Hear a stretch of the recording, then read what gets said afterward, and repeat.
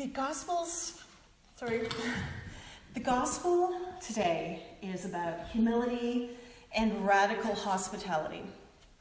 And I gotta tell you, all week long, I've been hearing my father singing in the back of my head. And just for reference, my father has been dead for 30 odd years, so it's truly a memory. And when we were younger, he used to sing this country song, came out in the late 70s. Some of you may or may not remember it. It was called, "Oh Lord, It's Hard to Be Humble." And he would, yeah, okay, you recognize it. Have you ever heard it, Steph? Okay, there's that age divide.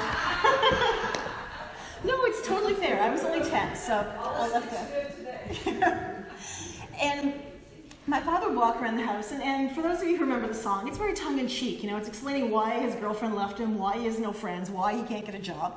And the chorus goes, "Lord, it's hard to be humble when you're perfect in every way. I can't wait to look in the mirror because I get better looking each day. To know me is to love me. I must be one hell of a man. Oh Lord, it's hard to be humble because I'm doing the best that I can." And he would twang this just about everywhere. Now, my father was a character. I completely credit him with all of my sarcasm and sense of humor because it definitely came from him. And he would sing this repeatedly just because he knew he would get a reaction. Now, this is the same man who, in a February night, when I was a child, we were at a music festival. We came out the building and a young woman's tires had been slashed. And we were exhausted. And this man who sang about how hard it was to be humbled stayed with her, replaced the tire he could, waited for the police to come and the tow truck to come to help her through. She just moved to northern New Brunswick, and any of you who've ever lived in this is rural, but it's rural close to cities. Northern New Brunswick, we're talking so far back in the woods you have to come out to hunt. And that's actually not original. I heard that growing up too. This is a place that's isolated. She would have been left with nothing. And I was a teenager, probably Odessa and Roman's age. I wanted to go to bed. I was done. But we were told, we stayed there and helped this woman until help came. And that's how I was raised. When my kids started to complain about volunteering as they were approaching their preteen years, I could hear the words of my mother. It's like, no, we do because that's what we do. And it was definitive. My grandmother, every time she would come to visit us, would look me right in the eye and say, "To whom much is given, much is expected, and you've been given a lot." Those words have, I won't say haunted, because it's not a negative connotation, but they've certainly driven me my entire life. You do because that's what's expected. You do because you have a lot. And we get to the gospel this morning, and I was looking at this, and so many stories of humility kind of came out to me this week, but also false humility. And that's a real trap for Christians. I've told you numerous times, Christianity is not hard. It's really, of all the religions, it's really simple.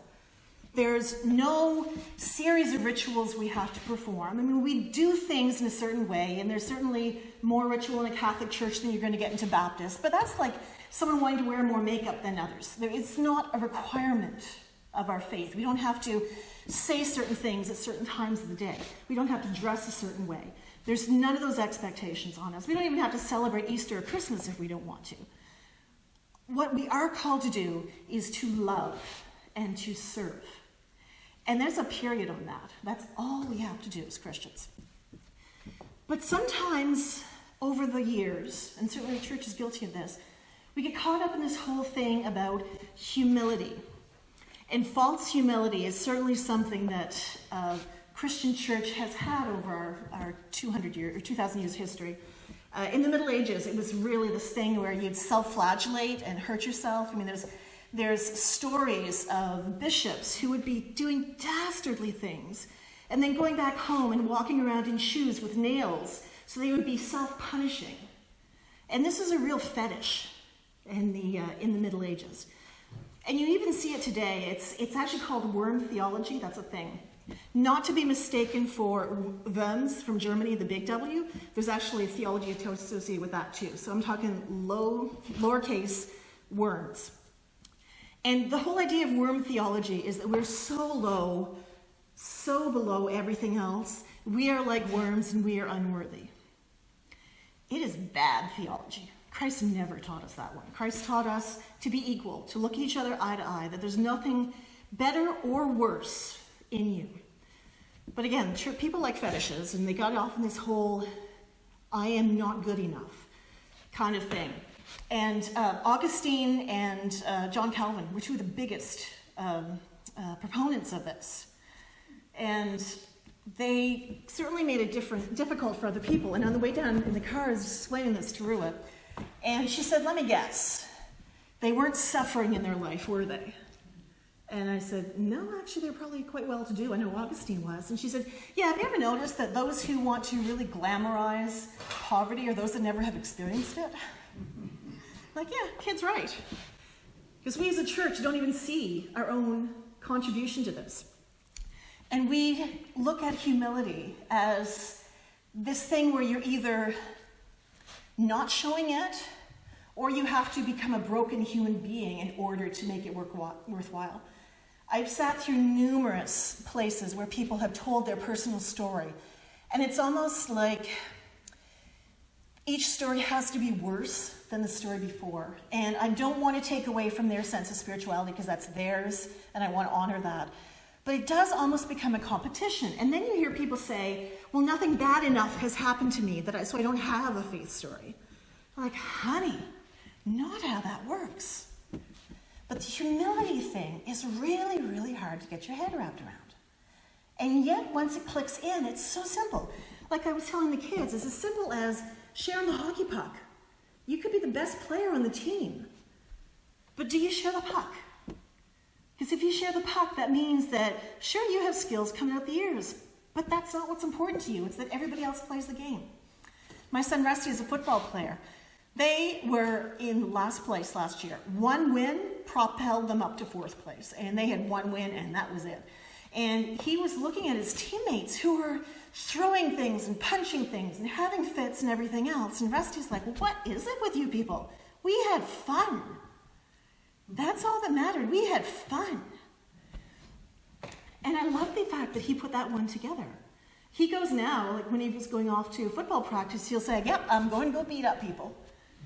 And you've met Rusty. He's a teddy bear. He won't do anything to actually hurt people. But he'll then come in and say, yep, got beat up. So it's very equal for him. But that's a sign of humility. Not that hard. Last week at brunch after church, we got into discussions about dinners and potlucks and sharing meals and some funny stories that came out of that. And that's an opportunity as well to show humility, that we invite people into our homes, but we don't have to wait till it's spotless. We don't have to wait till we're looking around our house. I mean, I can tell you every dust bunny there. I mean, some of them actually have third and fourth generations going on by this point in time. No one cares coming into my house. No one cares. If they have to pick up books off the sofa and put them someplace else, you know what? That's just my place. And I have to get over that, because that's something that's really hard, because it's been drilled into me that I've got to have my house as a showpiece. You guys all know I am not a domestic diva. But even I have had that drilled into me, that I have to get a certain standard. But the fact of the matter is I don't.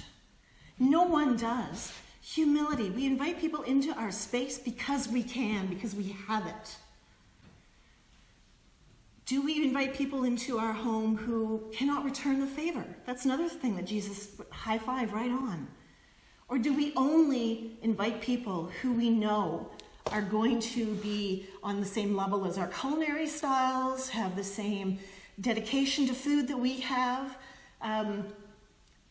Do we leave it at that, or do we invite people in who can't possibly give it back on par with us? We've had a number of family gatherings in my house where we invite people in. And I remember one time, I fostered for a number of years, and I've inherited China from my mother. Now, I'm a grand old Gen Xer. The China is something I can't throw out, but I don't really want. So what do I do with it?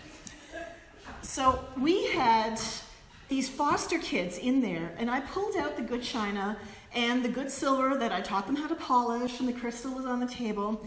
And the supervisor of the foster system came into the house, was absolutely horrified that I would let these foster kids touch the good china because they might break it or do something to it. So, it's dishes. But her whole attitude was these kids are not good enough to have the stuff that was just stored in my cupboard. Now I got to tell you, those kids were the best behaved ever. The terror of breaking crystal was so fully into them that they didn't bang anything. And when our other guests let their daughter hold the crystal goblet to take a drink out of, you could hear the suckback. They were nervous because they wanted to respect what I had. I had another foster kid later who said, I never thought I would ever touch stuff like that. Really? It's dishes. But this is the level of thing that we get into as a society. This whole keeping up the Joneses mentality. It is endlessly hectic on a human trying to do that. And it misses the point completely that we are servants first. We're servants. We're the ones that hold the tray for someone else. We hold the door for someone else. We offer water to someone else. That's our calling. That's Christianity 101. We do stuff for people because we can, because we're expected to. It's not false humility. It is because we can that we do. And that's a lesson that is so simple and so basic that we forget to pass it on. When Christ says, invite people who can't pay you back, the banquet is just a metaphor. We have people in this room. I know you all quite well by now. You're the doers. You're the ones who are up all night cutting paper parts. You're the ones who are serving others, making sure things are better. Whether it's politically or in volunteer organizations or something, you are the working hands. And I lay you odds that you're all driven by your Christian faith to do that. And when we talk about the division of politics and religion, I love the way Canada does it as opposed to some other nations, because you'll have a Muslim person and a Jewish person, an indigenous person and a Hindu person stand up and say, I will argue for justice because that is what my faith tells me to do. It is that simple. We are called to be hospitable, but also receive the hospitality of others. Saying thank you is so hard, especially when you're the one used to giving and suddenly you can't. And I'm going to rip the Band-Aid off. The older you get, the more you have to depend on others. And that's really hard because 4-year-old asking for help, they're eventually going to get to be able to do it for themselves. 80-year-old asking for help, not same thing. It is hard to say thank you. It is hard to say I need help. It is hard to say what can I do. It is hard to say I used to be able to do something, but I can't do it anymore. It's even hard to say, okay, I can't do that, but I can do this. Is this going to be good enough? We're all able to do that. And that is what Christ has asked of everybody, everyone, from the littlest all the way up to the oldest. There's not a single person who can't give something. And even if that something is only time, that's what we're asked to give. We're all part of the banquet. And we all get the fancy sofas to lie down on and to be part and participant of it. As soon as we get over our own ego, then we can realize the abundance that we have. And we get to the responsibility when we have too much of an abundance, that gets shared.